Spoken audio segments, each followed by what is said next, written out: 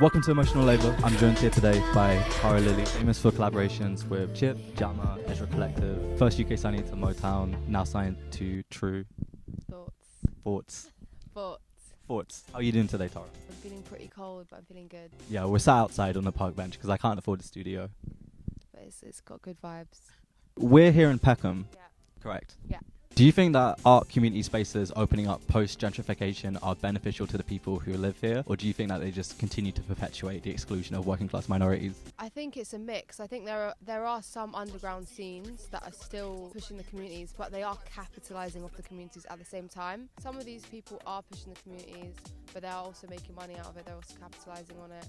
And obviously all these spaces becoming unaffordable for everyone. So many artists are like having to move out of London or leave their music careers to get jobs. It's terrible times. We've hit a recession, we've had COVID, post-COVID, post-Brexit. It's possibly one of the worst times to be an artist right now in the UK. Shit fucking sucks. Yeah, it's bad. It's really bad. Everything real and cool and exciting, it comes from the underground, it comes from working class people, it comes from the culture. Rich people buy into it and it becomes a commodity, that they can capitalise on. So you just have to remember, everything cool comes from us, comes from the people. That's how new things are created and exciting things do happen. So even though it's a bleak time for so many of us, there are going to be new, interesting, creative things that happen. Not financial things, but creative things that will happen. Trying to jump into that and actually be grateful for those things is something I'm trying to do right now. You can imitate, but you can't ideate. Yeah. We both dropped out of school, but you dropped out of the Brit school. I got kicked out of the Brit school. So it's a bit different. Was it for bullying Black Midi? No. So bullying Ed Sheeran? No, he was way older. Like, I wasn't even there when he was there. I'm assuming it's like Hogwarts, so it's like the older kids are just around. For me, it was like, I actually got along with the people because it's one of the only free schools in the UK where you can go for music. There was a good mix of people there. A lot of artists that I met who were there, but for me the course was too commercial. It was a pop academy, very much around fame and making pop music and making hits. I wasn't really wanting to do that at the time. Like, I wanted to study jazz and I wanted to go deeper into like alternative music and stuff, so I wasn't really into the course. That's why I didn't really come in much. And I had ADHD, so I was quite troubled and I was bunking a lot and all of that, you know. I was a bit... You're Asian as well. Yeah. Like white Asian. Okay, yeah, so my father's Bengali, my mother's from Scotland, yeah. The Asian struggle is real, right? Yeah, it is. Why do you need music theory? Can't you just tell which notes sound good? Yeah, I don't think you need music theory, to be honest. Like, it's not something that I think anyone needs. I'm kind of on the fence about all of that stuff because, like I said, I'm from a working class background. I did study music and it is something that I can now use to basically get a job if I wanted to get a job. A lot of people say like, oh, just jump into music, do what you want. And that's all great. Like I said, if you come from a financial stable background, but if you're just randomly jumping into music, it's like you can start any career here. Like as a lawyer, you can start here in 10 years, you're there. In music, you can start here in 10 years, you'll be there. That's how it is, right? So that's why I always say to people when they ask me, I have so many people be like, oh, my daughter wants to go into music, I want this person, that person. I'm like, either like you get a job essentially and you have music as a thing you do on the side, and if it takes off you move more into that, or you come from someone that's supporting you, because it's just so tough. Like if you're just going into it to just rely on that solely as an income, it's just very tough, you know. Ionian or Lydian mode? Lydian. Okay, I don't know what those words mean. Ask my mate. I mean, I like them both, but... You played the 100 cricket final.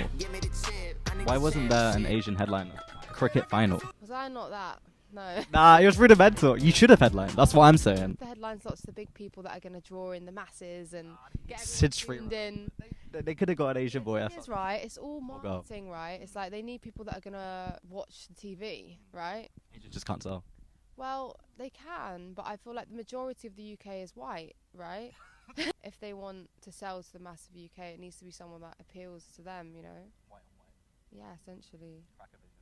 These questions are so random. You were like, I'm going to mix up. On you sampled by Yeah, well, don't expose me.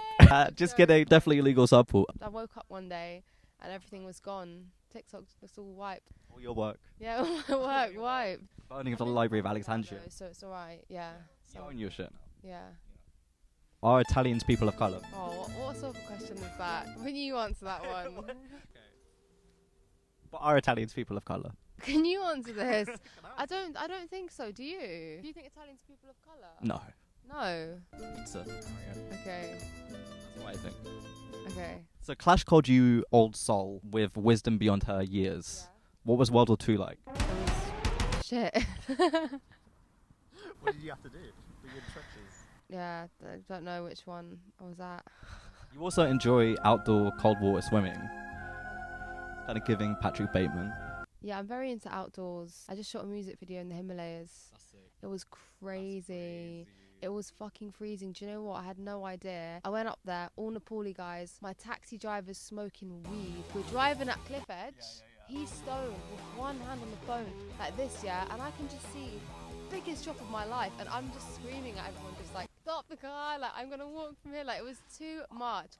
It was -10. We were staying in these little wooden shacks. They had no heating. We had 3 duvets. They give you bottled water. When you get food, they give it to you on a plate and you eat it with your hand, and they give it to you as you're eating, though, to keep it hot because the room is freezing. There's no heating, -10. Imagine, I'm wearing like literally all these jumpers, jackets in bed with my full coat and shoes. Why would you put yourself through that? For art. Sorry. Well, for art, exactly. And I didn't know, right? I'm like, Himalayas, that sounds fucking exotic. Woohoo! Yeah, well, do you know what I mean? Of course. I was like, wow, it sounds exciting. Like, I'm up for this. Like, I'm like, this will be great. And then my fucking video director, like, me and him are really close. He's Bengali, and like, he's like literally messaging me like, we need to wake up at 4 a.m. to start shooting. Oh my god. Literally wake up at 4 in the morning. I can barely breathe because I'm so cold. I smoked so much weed to sedate myself to get to bed because I was so cold I couldn't even sleep. I was shaking. Can you imagine you're wearing your coat, your shoes, your everything in the bed? And you're shivering, so you're just smoking. They just gave me loads of hash. I was like, cool, I'm just going to sedate myself. My alarm clock goes off, I wake up, and my director's like, everything's frozen. All the equipment, everything. Yeah, it was all frozen. So I was like, cool, you man, I'm going back to bed. Shout me when this is. Like, I'm exhausted. Did you have to like get in the snow and shit? Yeah, and we had an actor, a Nepalese guy. It's nice, but we hadn't met before, and like, I was having to tell him, this character is not a nice person. Like, it's an angry, horrible person. And he was such a sweet, humble, like, lovely guy, and I was like, no, I was like, you need to, yeah, I was like that. But it was good, we got there in the end. What's your favourite Debussy song? What do you think? Arabesque? Ah, okay. I did a cover of it. That's a banger. Got loads of views, and it's because everyone was fighting with me. Discourse, that's how you get the views. Someone started writing about, like, their bussy. People were writing, like, bussy, my bussy. I'm like... Because I was going to ask you, what's your favourite Debussy song? Oh, so you were coming with that as well. Okay, cool. Alright. He's the king of Bussy. Okay, yeah, the king of...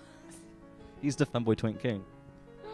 When asked if you feel imposter syndrome, you said, no, I deserve everything I've got. Did I say that to you? Not to me, just you said that at some point. Did I say that? In an interview, I think. Did I? Yeah.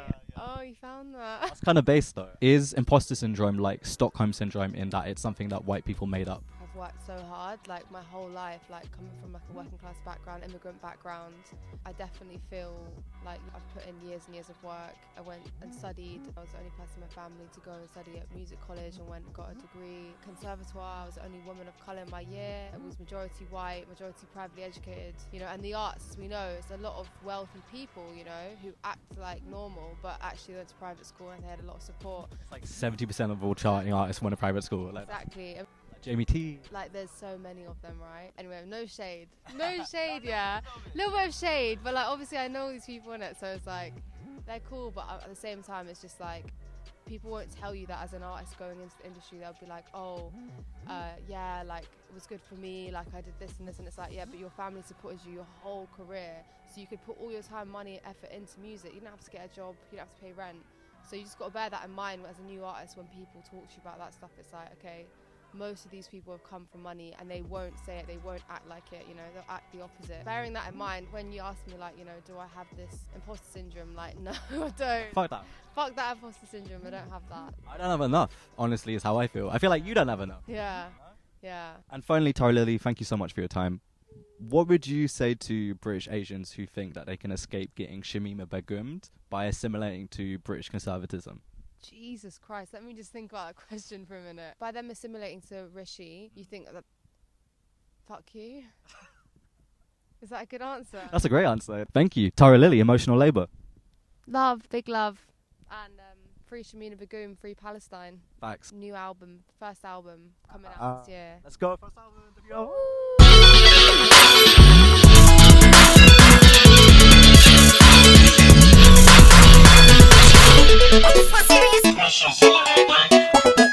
Don't bother me again, HTML. First off, get off my dick, it's not your strength. What the fuck?